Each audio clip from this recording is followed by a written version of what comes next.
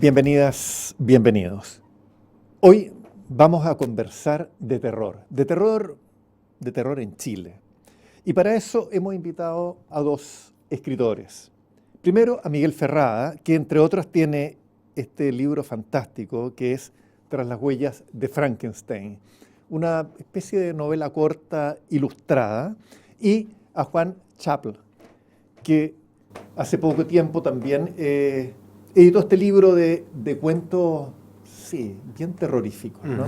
El día más salvaje. ¿Cómo están? Muy bien. Muy bien, gracias. Gracias por la invitación. El terror en Chile es tierra fértil, ¿no? Sí, totalmente. Sí. En el cine y en la literatura. Sí. Y en los radioteatros. Y en los radioteatros, sí. Ahí tenemos una larga tradición con el Dr. Mortis, que es uno de los íconos de la cultura popular chilena desde el año 45, entonces hay una tradición de larga data, ¿no? Ya 75 años de terror, por lo menos. Y La Tercera Oreja. Y lo que cuenta el viento. Lo que cuenta el viento, exactamente. El día menos pensado ahora también, ¿no? Sí. Como de Sí. alguna manera, sí. ¿Y cuáles son las claves, primero, del terror en general? Bueno, yo creo que está el miedo, digamos, que como decía Lovecraft, una de las emociones o la emoción más antigua, digamos, del ser humano. Podríamos discutirlo, digamos, si son los celos, son el amor, no sé, pero ciertamente es una de las más antiguas y que nos acompaña.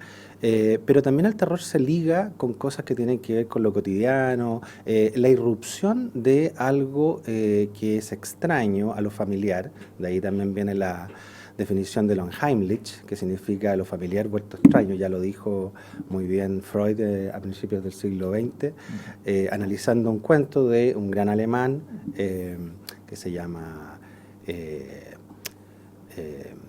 ¿cómo se llama? Ayúdame. ¿Cuál cuento era? La historia de Coppelius, ¿no?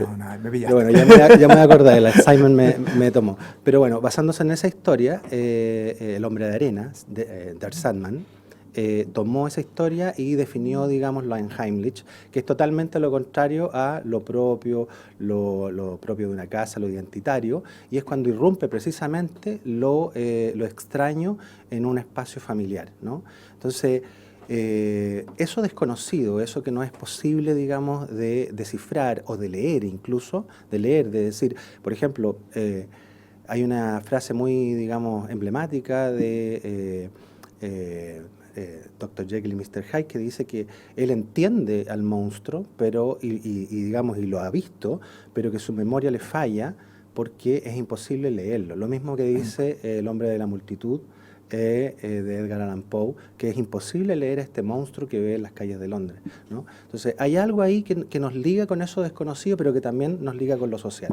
y político. Ahora, el miedo es algo instintivo y una forma de defensa, De ¿no? defensa, de sí. protección. Finalmente, el miedo es algo que es una alerta, ¿no? Una alerta. Ahora, ¿por qué está como, tengo la impresión, como una cierta adicción de una parte de la población chilena por el terror y el miedo? Sí, yo creo que hay una cosa cultural ahí profunda, ¿no? Primero, tenemos una cercanía con me gusta mucho el tema de la leyenda en Chile, y el mito, y el folclore, que son muy cercanos en el tiempo, y además geográficamente, ¿no? Cuando uno habla de los mitos griegos, estamos hablando de cosas de hace miles de años, entonces no hay una relación tan cercana como la que nosotros tenemos con el mito en Chile, ¿no? Son cosas que escuchamos de niños como algo real, ¿no? Uno escuchaba de la quintrala o el trauco o la pincoya como cosas que existían, ¿ya? Que eran ciertas, que había un vecino que la había visto. Entonces tenemos esta relación ya con lo fantástico, con el mito, pero desde la oscuridad. Y creo que tiene que ver también con el territorio, en el sentido de que habitamos un país con un gran desierto, con un sur que es frondoso, lleno de islas, canales, donde hay monstruos, ¿no? En todas las lagunas chilenas hay un cuero, ¿no? Hay en los bosques está el trauco, o está, digamos, el camagüeto. Entonces tenemos esta idea de que habitamos un territorio que es profundamente peligroso y grande, ¿no? La idea de Unheimlich también está la idea de lo sublime, que también es muy cara a los románticos, ¿no? La idea de la naturaleza como algo inabarcable, grandioso, que nos supera. Y yo creo que el chileno tiene esa sensación de estar viviendo en un ambiente, no solamente geográfico, sino que más en todo nivel, ¿no? Desde lo social, lo político y lo cotidiano, que lo supera. Y creo que y eso establece hace que nos relacionemos con el terror de alguna manera, como que nos refleja. Sí, pero me parece interesante esto. Los chilenos o parte de los chilenos, las chilenas, ¿nos sentimos superados por la naturaleza? Porque quizá ahí Yo creo que no la vemos, ¿eh?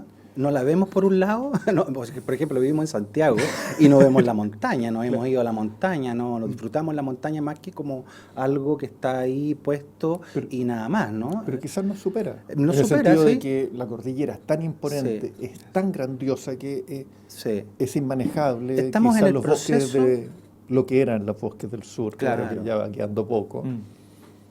¿Nos sentiremos superados por la naturaleza? ¿Será eso?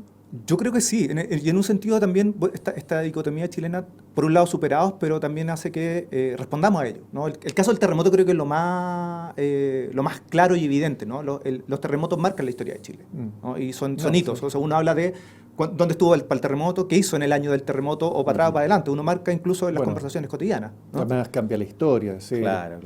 Los terremotos que hicieron que Concepción se cambiara de lo que es hoy en día Penco Tal a Concepción, cómo ha cambiado la construcción.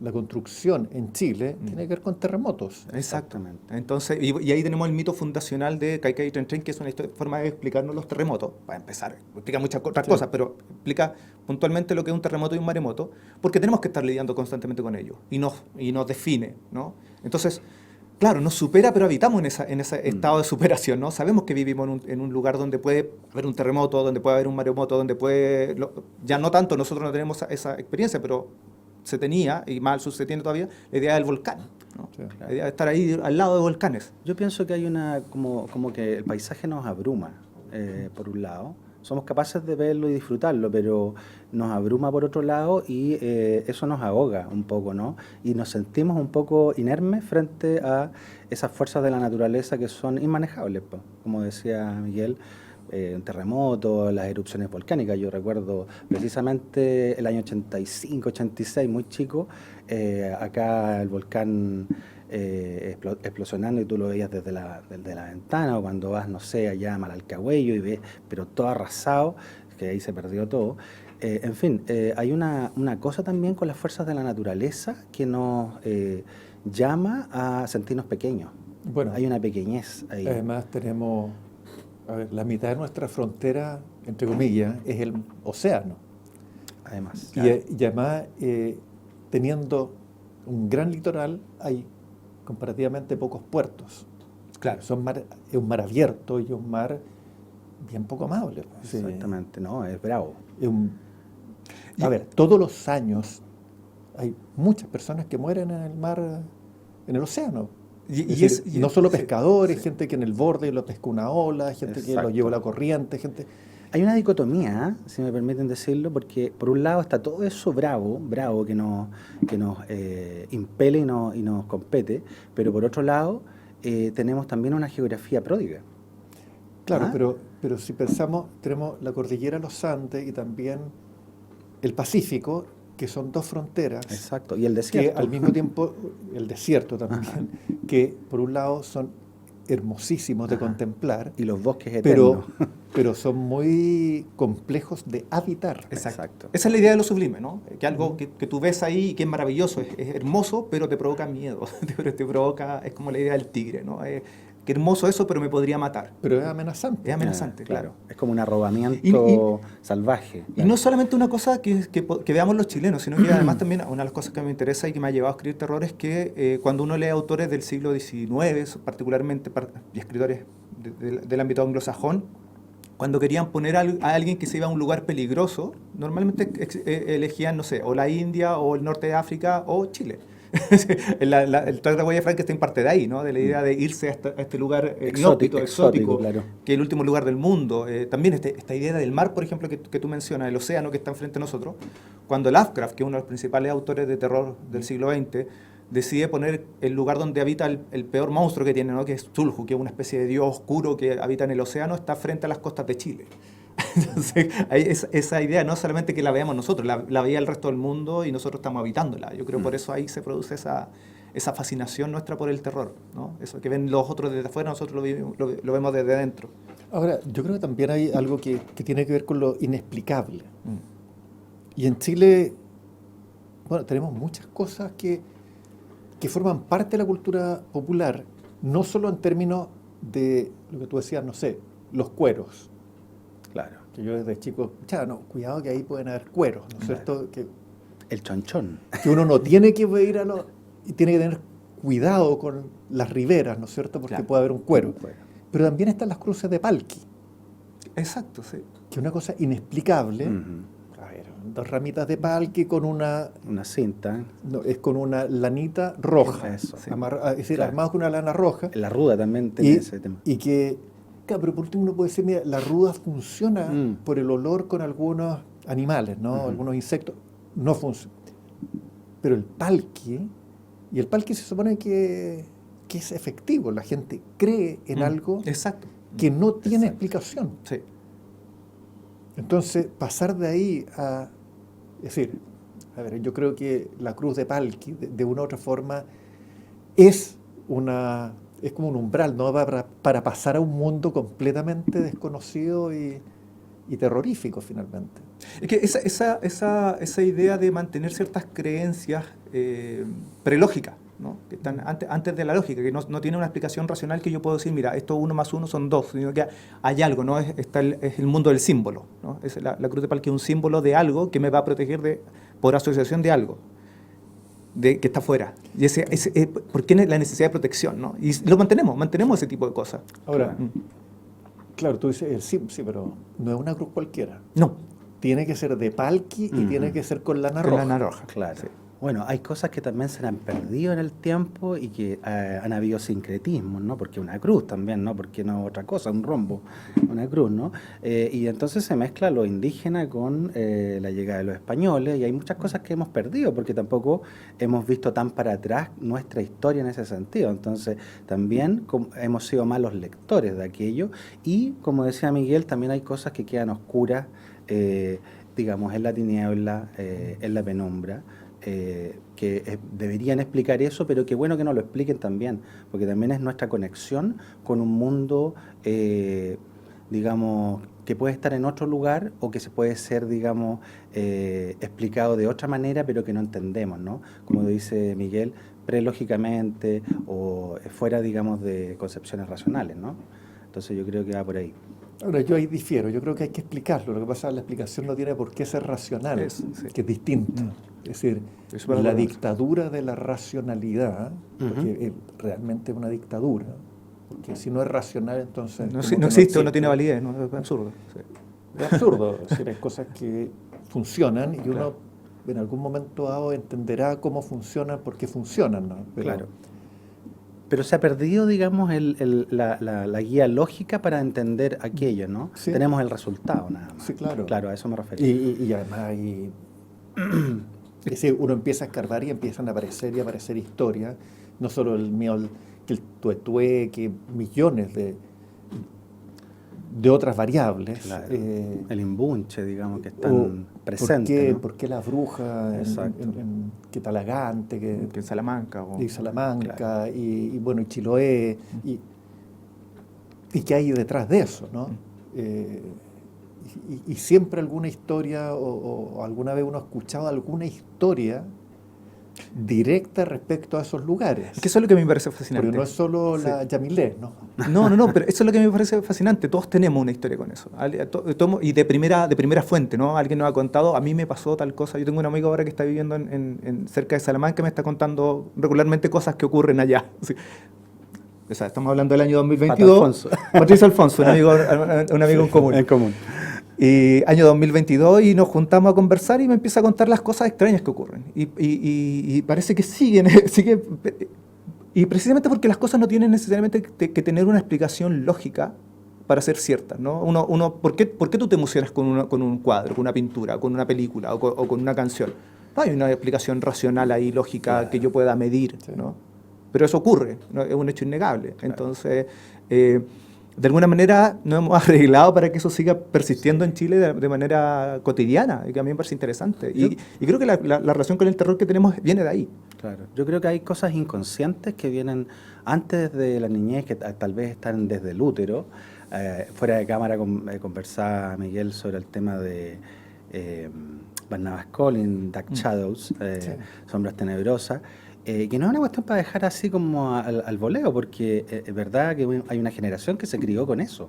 ¿Ah? Yo tenía 8 meses y mi mamá me sentaba en su regazo y me hacía ver este vampiro desopilante que parecía como en el capítulo 150. 150 horas, sí. De los 1200. Estamos hablando años 72, 73, un año emblemático además. Imagínate un vampiro con otro vampiro en el poder, ¿no? Real, un vampiro de carne y hueso frente a un vampiro imaginario. Y fue súper marcador. Y te veías con esos terrores a la cama con 2, 3, 5 años. Bueno, resulta que en mi caso fue peor todavía porque me ponían un anticuco. ¿Te acuerdas de estos anticucos, estas cosas que te ponían? Que era el payaso de It. Literalmente 15 años antes de It. Entonces, claro, tuve una niñez ejemplar. Y después, bueno, quieres que escriba otra cosa. Claro. Sí. Sí, pero bueno, pero está ahí. Ahora, pasan cosas inexplicables, y muchas. Ahora, no sé si una realidad específica de Chile o es general. Creo que pasa en todos lados. Yo creo que pasa en todos lados. No sé, pero en una isla cerca de Aysén, en plena alba, todavía oscuro, todavía o previo al alba, que empiezan a caer piedras al agua, en un lugar donde no habita nadie. Claro. Bueno, y en otras Y, partes... y que alguien diga, no, si esto es normal cuando ahí está esa luz prendida en el cielo. Claro. Tú dices, Eso te pasa a ti. Y en no, otra- le pasó a una persona de buena Concepción y que historia. nunca más quiso volver. Claro, claro. Porque lo otro, no, sí, pasa siempre. Y mientras está la luz no parte el motor. Hay que esperar a que se vaya la luz y ahí Claro. parte el motor.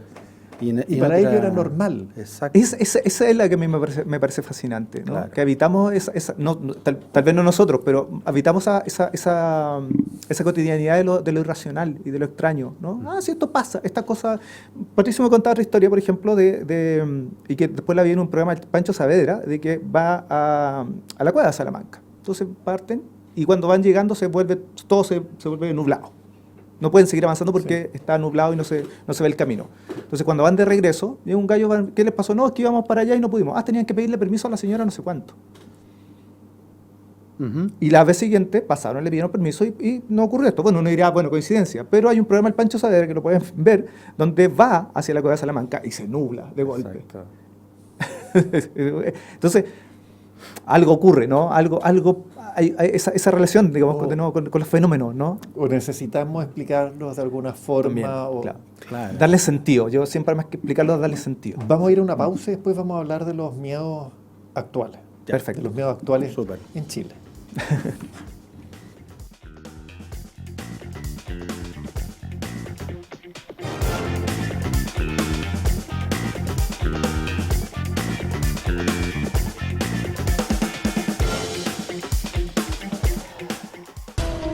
En Bio Bio profundizamos las noticias enfatizando la verdad siempre. Aquí tú te informas y entretienes.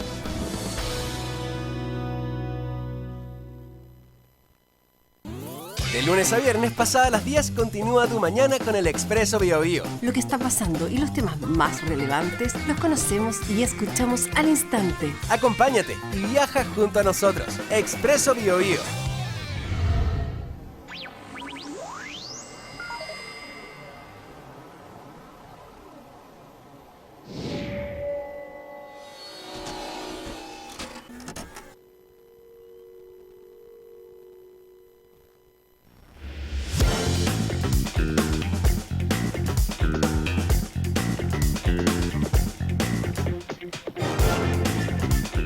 Miguel Ferrada y Juan Chapu, de terror. No solo de libros de terror, que son la especialidad de ellos, sino del terror en Chile. Y Miguel, ¿y qué es lo que gatilla el terror en Chile? Eso es lo que yo quiero saber. Bueno, ¿Cuáles mira, son yo los no miedos sé. que son...? Sí, porque uno dice ya, Frankenstein, ¿no es cierto? Y uno Sí. sabe. Uno sabe lo que es el terror, Claro. entre comillas, universal, ¿no? Tenemos el It, ¿no es cierto?, que se ha Exacto. popularizado hasta últimos Bueno, mira, años. yo para mí en lo personal, mira, tengo también historia, como contaba Miguel. Una vez nos juntamos 3 personas en una guardia de un edificio Y el tipo me empieza a contar, con muy buena onda, que él ve duendes desde chico. Y yo también tenía experiencias, digamos, un poquito no personales, pero muy cercanas con duendes. Y el tipo me empieza a contar eso y que los ve, digamos, acá en la Plaza Tobalaba, en un ruedo, y desde muy chico ve duendes y ve duendes y ve duendes. Y había una persona que venía a instalar cable y se empieza a llegar a la conversación y me dice, yo le puedo intervenir, perdón, le estaba poniendo atención, qué sé yo, porque yo también veo duendes desde chico. O sea, hay una cuestión ahí que es inexplicable, que te junten tres personas que estén hablando de lo mismo, pero que no se conocen en ningún sentido, que yo, no sé, tú podrías decir que es la divinidad disfrazada y no el azar, ¿ah? Podría ser. Pero mira, a mí más que monitorear el tema de lo sobrenatural en sí, que me encanta igual, yo, por ejemplo, en el libro El Día Más Salvaje y otros cuentos de la penumbra, tengo muchos terrores ahí. ¿Ah? Hay La una basura. exactamente, hay un monitoreo, por ejemplo, yo tampoco me las voy a dar de pitonizo, pero hay un monitoreo de lo que iba a pasar con el estallido, en el propio cuento que da título al libro, Sí. en El Día Más El Día Más Salvaje, Salvaje. por ejemplo, ¿no? Que es ese terror social de que todo se desmorona, de que es una especie de apocalipsis que se nos viene encima, en esta alegoría de este sultán, digamos, terrorífico, atroz, Horrible. que es la música del paraíso, ¿no? La música del paraíso, que es este muro vivo Este muro de los del horror. lamentos, exactamente. Es decir, donde lleva al extremo el horror y al extremo la Exactamente. belleza la música. Exactamente, es como conseguir lo sublime, pero de un modo, digamos, atroz. Que si tú analizas es lo que pasó en Chile, ¿no? Y lo que nos tiene, digamos, de alguna manera, tantos años después, otra vez en esta situación, con estas fuerzas tensionadas, esta cosa telúrica que además entronca con lo humano, digamos, a ultranza, ¿no? Entonces, para mí el terror tiene una ligazón. Yo me siento mucho más hermanado con gente como la Mariana Enríquez, por ejemplo, en Argentina, o no sé, Mario Bellatín, ¿no? Que tiene unas deliciosas absurdidades en su literatura en México, etcétera, que con otras cosas, pero sin duda que disfruto Frankenstein y disfruto Drácula, etcétera, etcétera, ¿no? No sé qué vendría siendo para ti más cercano. Yo tengo una idea ahí, una especie de tesis con respecto al germen de Chile, ¿no? Yo creo que el germen la fundación de Chile más profunda no es el 12 de febrero de 1541, sino que es el 13 de mayo de 1647, el terremoto del 13 de mayo donde se configura este Cristo, ¿no? Se viene abajo Santiago, Ajá. se destruye, queda Cristo solamente Mayo. el Cristo de Mayo con su corona en el cuello. Se junta esta idea con esta mujer mestiza y terrible que es la Quintrala, ¿no? La Catalina de los Ríos, y ahí se genera un mito, ¿no? Un mito real. Hay una persona de carne y hueso, hay un hecho histórico, pero eso genera algo en la psique, ¿no? Y se traslada a la capital, a Concepción. O sea, Chile, ahí esta cosa que se estaba armando, que era este lugar, se transforma en ese momento, el 13 de mayo. Y creo que eso genera en la psique chilena esta idea de lo terrible, ¿no? Los días después del 13 de mayo de 1647 fueron similares al fin del mundo. Para la gente que vivía acá, era el fin del mundo. Se estaba acabando el mundo. Hubo una epidemia de chavalongo, de tifus, o sea, habían muertos vivientes en las calles, gente muy enferma. Y eso genera, yo creo, algo en nuestra psique que sigue habitando. Y me voy a pegar un salto súper grande hasta el siglo XX, donde con el Dr. Mortis, que me ha tocado trabajar harto con el personaje y con el legado de Juan Marino, conocí personas desde 20 a 80 años que eran fanáticos del Dr. Mortis. O sea, una cosa que traspasa generaciones y todos la misma experiencia. Yo de chico tenía que escucharlo escondido, tapado en la sábana, con una radio a pila, o nos juntábamos los primos y el abuelo ponía la radio para asustarnos. Además era justo antes de acostarse. Justo antes de acostarse. Y había una relación con este terror, ¿no? En lo cotidiano y en la cultura popular. ¿Qué más popular que un radioteatro? Familiar, pues muy ahí. Muy familiar. Ahí en tu cama o Sí. en el salón de tu casa. Y eso, digamos, tiene su pique desde el 60 y tanto, cuando ya surge la historieta, y llega también las películas de la casa Hammer, ¿no? Y las de Drácula, el Drácula de Christopher Lee o el Frankenstein con Peter Cushing. Todas estas películas son muy populares y tienen mucho público. Y el año 73, curiosamente, el programa más visto en la televisión chilena era Barnabás Collins, Sombras Tenebrosas. O sea, lo que más veía la gente antes del golpe de Estado. Es decir, se estaba preparando. Yo siento que ahí hay una especie de preparación de la psique, ¿no? Como que la psique chilena se estaba preparando para lo que venía. Como que no, como que yo tengo esta idea de que el tiempo no es lineal, sino que va hacia adelante y hacia atrás, y como que seguramente estábamos absorbiendo lo que venía. Y curiosamente, hoy hay una explosión nueva de terror que venía antes del estallido, ¿no? Y yo creo que tiene que ver un poco con esta idea de estas tensiones sociales, que esta idea de no reunirnos a conversar, de no juntarnos, de ver al otro como un extraño, ¿no? En todo nivel, ¿no? Siempre el otro somos muy dados al hombre de paja, ¿no? Cuando discutimos con alguien le ponemos los atributos, no discutimos con él, sino que con la imagen que tenemos de él. Que esa es la idea del monstruo. El monstruo es una máscara. Sí. Ahora, es interesante porque la Quintrala es, sin lugar a duda, el o la psicópata más importante que ha tenido Chile en su historia. Uh-huh. No hay otro psicópata que haya cometido tantos crímenes durante tanto tiempo, pero que además salió indemne. Eso. Pero además es una mujer, cuando el 90% de los psicópatas son hombres. Sí, claro. Entonces, también ahí, yo creo que el caso de la Quintrala es algo que tiene que ver con esta identidad disminuida nuestra. Porque finalmente aquí nosotros tenemos una identidad, un ego disminuido. Es decir, siempre nos consideramos menos, hablamos en diminutivo. Entonces ahí yo creo que hay una serie de elementos que están confluyendo en esta cosa como polar, en que somos los superhéroes, los jaguares. Hay una cosa y al mismo bipolar, tiempo claro. esta cosa con una comunidad, además, que donde el tejido social en Chile siempre ha estado menoscabado. Es decir, no solo post-dictadura, sino que siempre ha habido una tensión en esta... Claro. Bueno, esta idea también como nueva, ¿no? de Chile, de ver a Chile, tratar de ver a Chile como el centro del mundo, ¿no? Acá está pasando todo, o pasa lo peor y lo mejor. Siempre en Chile pasa lo mejor y lo peor, y eso es muy de las personalidades disminuidas, es muy de la autoestima baja.